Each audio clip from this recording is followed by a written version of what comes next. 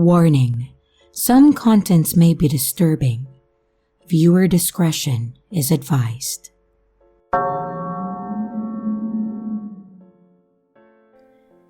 There hadn't been a murder in Franceburg for over 5 years. Not since Old Man Weathers killed his wife over a Monopoly match gone sour, and a marriage gone even sourer. Up until last week, that was. Now, I've got 3 different files sitting on my desk with 3 different victims. They stare up at me accusingly saying, "Solve us." I pull out my bottle of Glenfiddich from the bottom drawer and find a halfway clean glass, blowing in to get rid of any dead spiders or mouse turds. I fill it up a third of the way, then decided to hell with it and make it a double. The strong smell of it wakes my senses and burns my tongue a little at first, but in a good familiar sort of way. I admire the brown liquid in the glass for a minute and then open one of the folders and begin to leaf through it for the umpteenth time. Each murder was spaced a couple of days apart, and the killer managed to sneak in and out of the victims' homes undetected. All 3 had their throats slit with a very sharp blade and were hung upside down in their respective residences. Their wrists and ankles were tied with thick, coarse rope. They had been left like that for hours, as if someone had been waiting for the blood to drain out, like cattle or pigs. But nobody knows where the blood went. How the hell does something like that happen in my little town? Something flares up in me momentarily, and I realize it's wounded pride. Someone has been in my town and has been killing my people, under my nose and without leaving a trace of evidence.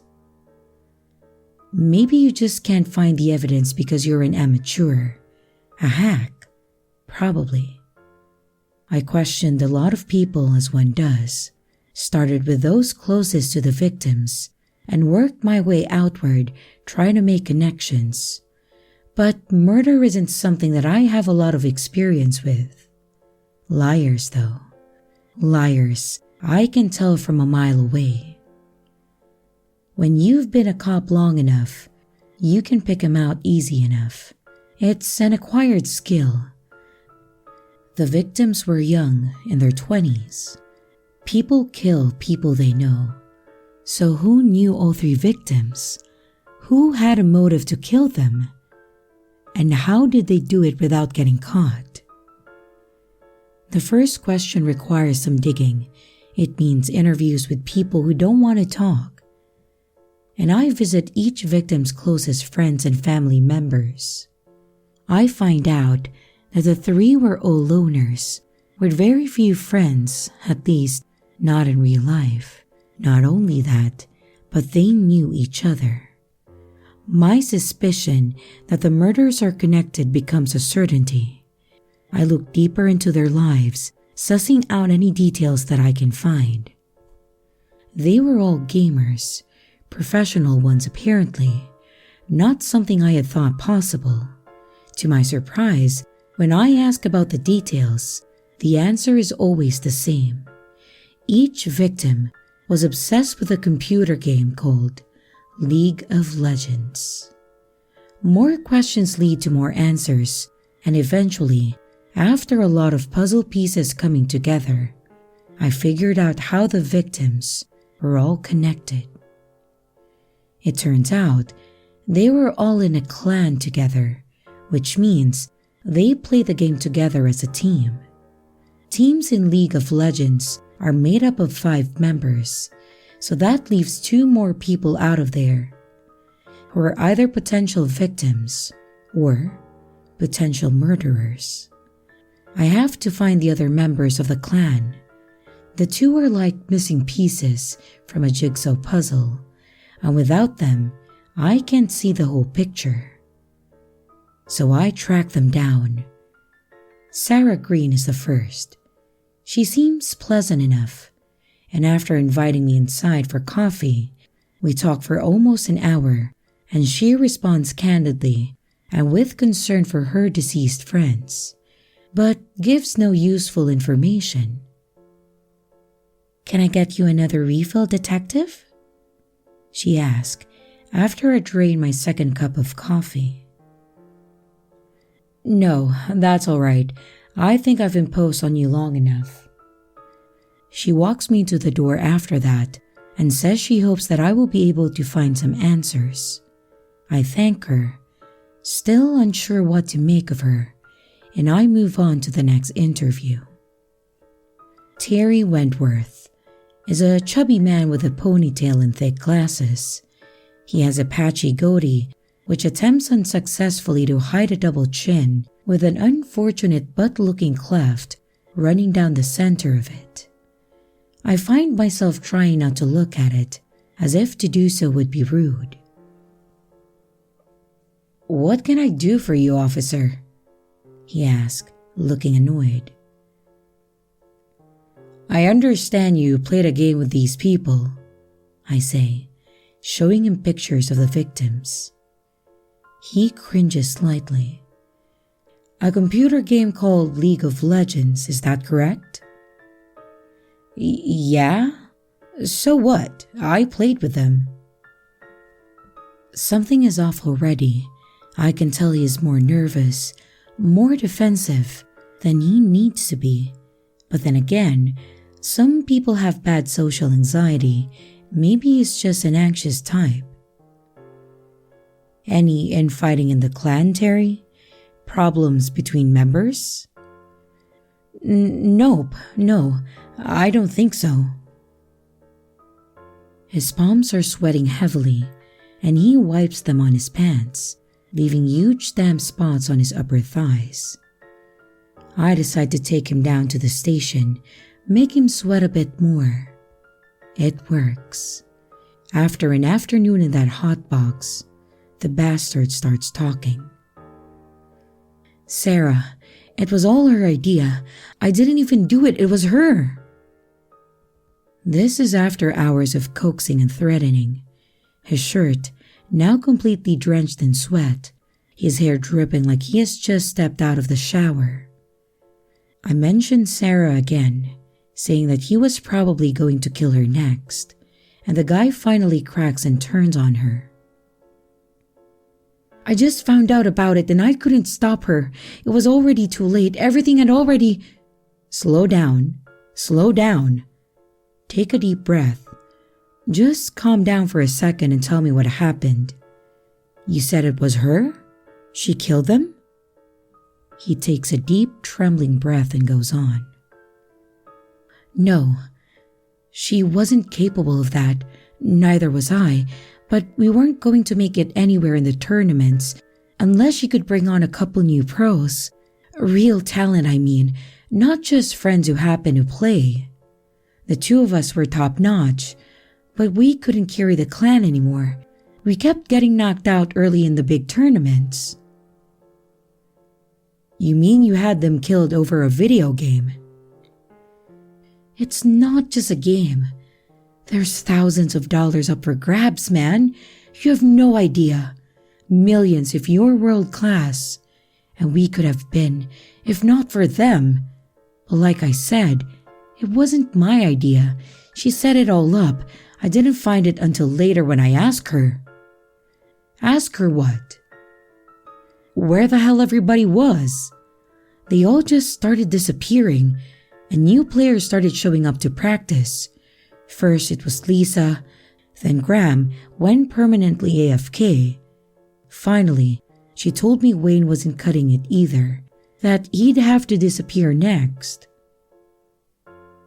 "So, what did you say?" "I pretended to go along with it. That's what I do sometimes if I want to find out how far gone somebody is. I don't know if you've ever tried it, but if you ever start talking to somebody and they say something really rotten, just agree with them for a minute and see what sort of depravity their mind really contains. It's kind of astonishing." "It's called police work 101, kid. I want to say, but don't. All right, I'll buy it. You tell her you love whatever she's doing to clean up the team, and you just want in on it. And you're curious and want to help, so she tells you? Damn right she does. Like, she's proud of herself. She found an assassin on the dark web, she tells me. Some guy who'll do it practically for free. You have his name. A way to contact him.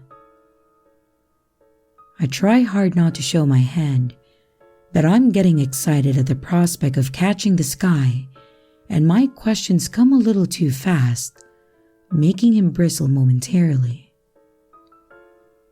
Man, I can't tell you that. If she finds out I said anything, she's coming after me next. Listen, kid, I say in my best friendly cop impersonation. You're doing the right thing here. Let me follow up on this and I'll make sure she goes away for a long time, for the rest of her life. You didn't do anything you say, right? So, you've got nothing to worry about, but you have to tell me the truth, everything. Now, who is this guy? He looks at me darkly and seems to brood on the question for a while, but eventually he answers. He explains to me how to reach the assassin and how it was all arranged. Sarah is sitting in front of the computer screen with a sad look on her face. He's going to kill all of us. Who is Sarah? She looks at the blank screen, dark, empty. Him. A shiver runs down my spine and my flesh breaks out in goose pimples. We can protect you from him, I say, but the promise rings hollow, my voice empty and false even to my own ears. No, you can't. She sighs and turns the computer on, waits for it to boot up. Within a few minutes, she has logged onto the Tor browser and is into some chat room. She types something into the window and waits. I hold my breath without meaning to. Suddenly, the screen goes completely dark and the chat window disappears. Despite the heat of the day, it feels cold in the room, then freezing. I exhale and can see my breath hang in the air. My teeth begin to clack together and chatter. Who is he? The voice is like a thunder crash coming from the computer, and I understand immediately why she was so scared. It was a wonder the speakers don't blow out. My ears are ringing, and I feel like the room is still echoing and reverberating with the sound of it. There is a presence watching us. I can feel it. I don't know how else to explain it, but it feels like when you are walking down the street and you sense someone is watching you from behind. Have you ever felt that? Like eyes are tickling your neck, and you turn and see that, of course, there is someone staring at you from the front window of their house. I feel that now, but all over, their eyes in the walls, ceiling and floors all watching me, and my skin tingles and I shiver. That's Detective Slate, she says in a monotone, betraying me immediately. He wants to catch you.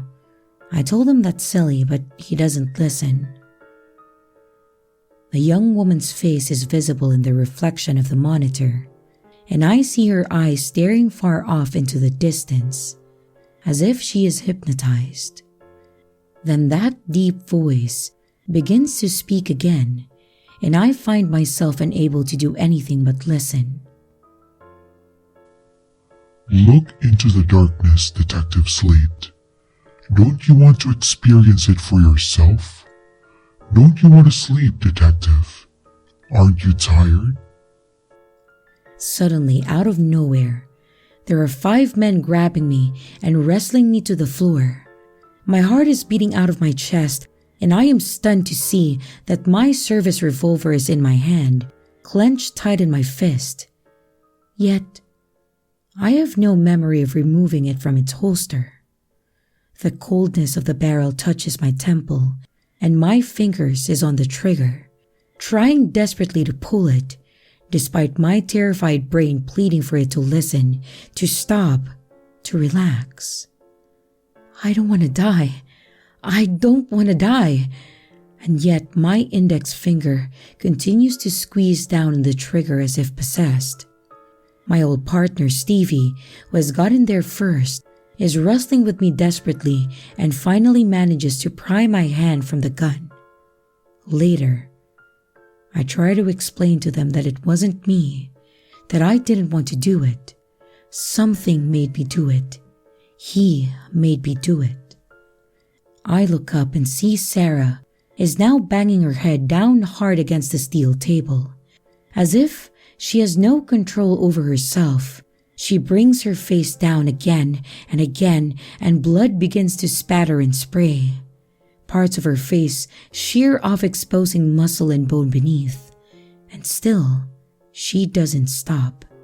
Her teeth break and chip pieces fly and scatter everywhere. "What the hell?" another officer is saying, letting go of me and rushing over to her. Then he makes the mistake of looking at the screen as well.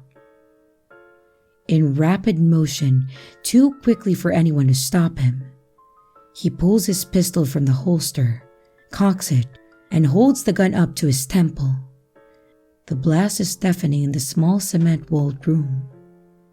It echoes, piercing my ears and turning them deaf for a while, then making them ring. I feel like needles are stabbing into my eardrums, and I clap my hands over them protectively.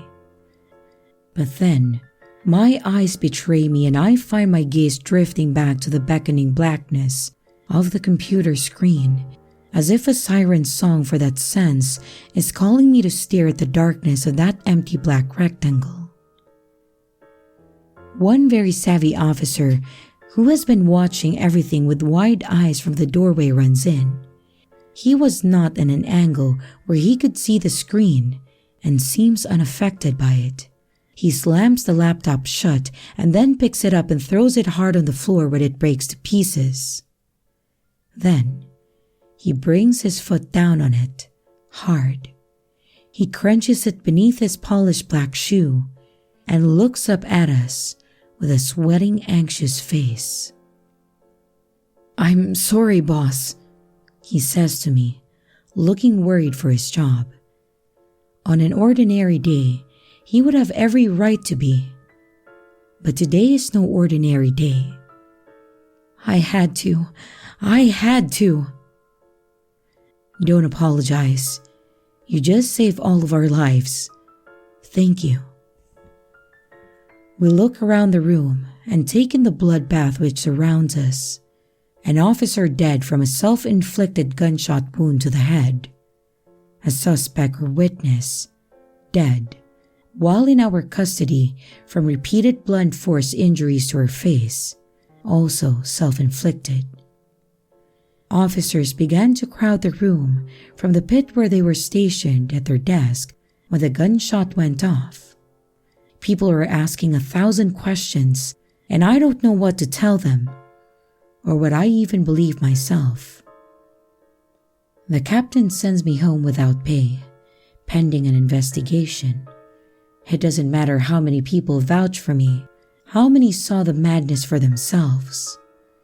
It matters how it all looks. And there's no explaining what happened to a rational person.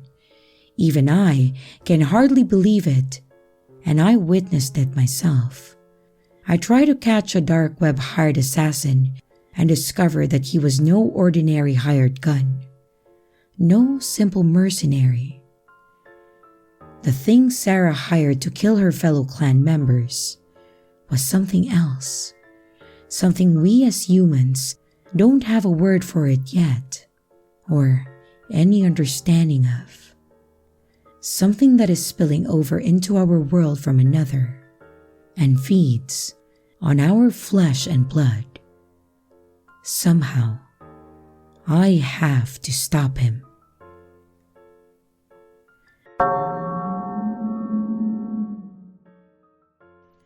Okay, so I'm just gonna go right on the topic here, since my background or way of living doesn't matter in this case. As you all know, there's been quite a few accounts of people's encounters on the dark web on this sub lately. I usually read all of them because it intrigues and scares me, and maybe that's why I ended up dreaming about it a few days ago. Perhaps what I saw isn't grounded in reality, but since I've never dreamt about such things before, I figured I'll ask for your 2 cents. So let's get to it. I can't recall the fine details of most of this dream, but I do remember the basics. In the dream, I got in my hands on a Tor browser because obviously I was able to go onto the deep web. One weird thing was that the browser wasn't just a program that I downloaded to my computer, but it was inside of some sort of fancy router/modem thing that I could just plug into my computer whenever I felt like using it. I remember something about having to stay hidden from the police or just some form of authority. Anyway, let's not derail too much here. It's possible that I watched more than just one murder video in that dream, but I can only remember one, so here it goes.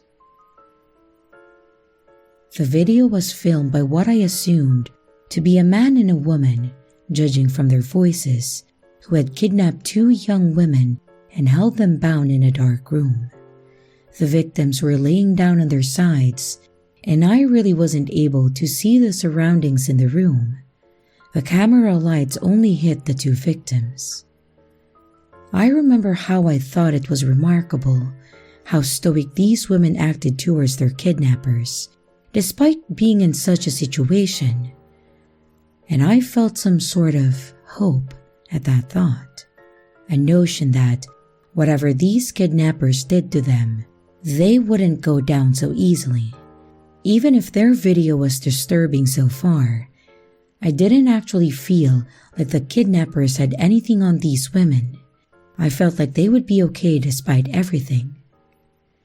I don't remember much of the torture either, but I remember the 2 women begging their kidnappers to stop doing this to them and just let them go, to which the kidnappers just kept going, snickering unmercifully. The thing that stuck with me the most is when one of the kidnappers put a nail to the thigh of one of the women, the one who they filmed the most, and also the one of them to fight back the most. He retrieved a hammer and slammed the nail right into the poor woman's thigh. I cringed at this, but somehow I couldn't stop watching. Amazingly, the woman still spat out insults at the kidnappers, even though she was clearly in pain. The kidnappers did this a few more times. They probably did other things too, before I finally decided to stop watching the video and go look for something else instead. Watching that had really brought me into some sense of guilt that I, as an unsuspecting viewer, had somehow let this happen, let these women be tortured by some sickos, and when I woke up from the dream, it has stuck with me until this moment. The reason I came here to you, No Sleep, is because I felt there's something that I should ask those of you who've actually been on the deep or shadow web. Do you recall ever actually seeing a video like the one I've just described?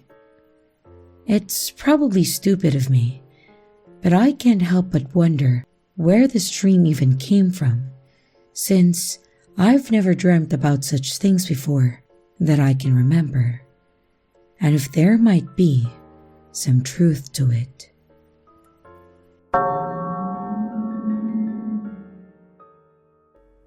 I was about 8 or 9 when this happened to me.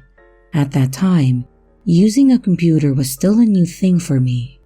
We are roughly talking about 12 years ago, where, as a kid, you only used the computer to play games, and simply searching dumb stuff on a laptop seemed like a good idea, or in my case, my grandmother's laptop. Now, a little context. I never really told anyone about this, because it's kind of a tricky conversation to come to, and the deep web at that time was pretty much still unknown where I lived. I remember that a couple of times my uncle, who we lived with and who was in his 20s, used to borrow my grandmother's laptop as his computer, and that was extremely basic at that time. Whenever he finished, he would just return it to my grandma, and she would never question anything that he downloaded to her computer at that time. Well, looking back now, they should have password protected the computer or shut me away from it, because this shit was traumatizing. I remember looking at a blackish icon on the desktop. I don't remember the name of it, but I was curious what it was. Now looking back, I'm not actually sure what it was. So if anyone has an idea, feel free to drop it in the comments. Now, when I clicked it, it brought up a Firefox type of browser. Everything looked the same, nothing was off. And at that time, we used to have a Hungarian forum as a front page, as we didn't know much about Google. So, we would search stuff through that engine and it would work fine. So naturally, nothing seemed off to me. However, when I tried to search up animal videos, because I wanted to watch cute animals, I came across an English title, which at that time was gibberish to me, apart from this one word, gorilla, which is pretty much the same thing in Hungarian. So I clicked on it. And oh boy, I wish I never did that. The browser took me to a website which was completely black and had a red counter on the bottom left. It wasn't too long left, about 3 to 4 minutes. So I thought that I would wait, as maybe it's a buffering time, which was extremely believable because our internet was utter shit. And even now when I think about it, my heart rate increases and I just feel sick to my stomach. The counter stopped at 0 and the video began. I saw this girl, and to my best guess, she must have been around 17 to 23, just casually laying on a mattress on a floor. Then she sat up. It was kind of hard to tell much detail, as the room was mostly dark and there was only just a slight red light that barely made anything visible. The pixels didn't make it any easier to see neither. I felt as if it was streamed or filmed at 360p. It felt like she was waiting for someone to come in.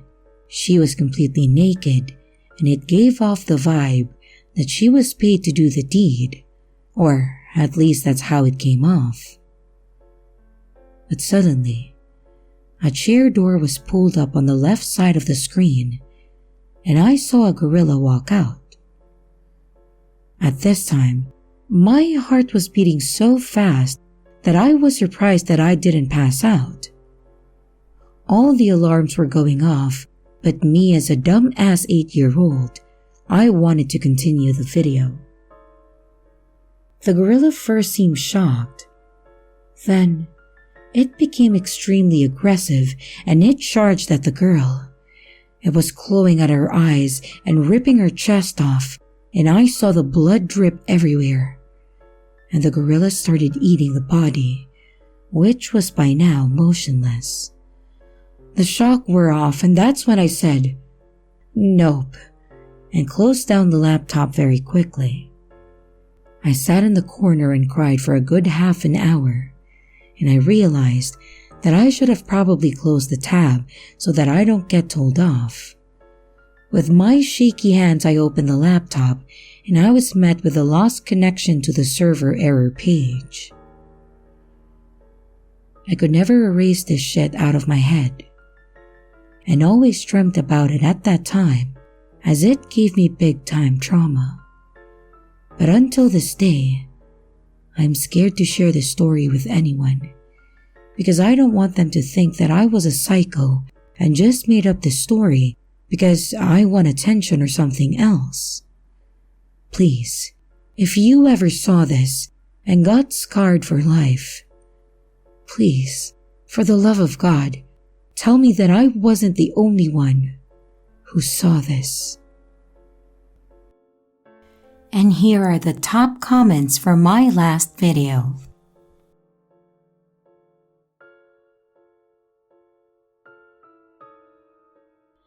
And here's the riddle for this video.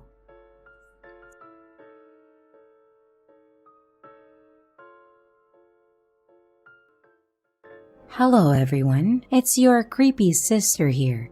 Thank you so much for watching the video. I really appreciate each and every one of you. But I would also like to thank my amazing patrons, my top tippers, and my dearest channel members. Thank you very, very much. I really appreciate it with all of my heart. If you want to support the channel further, you could also choose to become a patron, a tipper, or a channel member. But remember, it's appreciated, but never a requirement. I would also like to announce that we have merch now.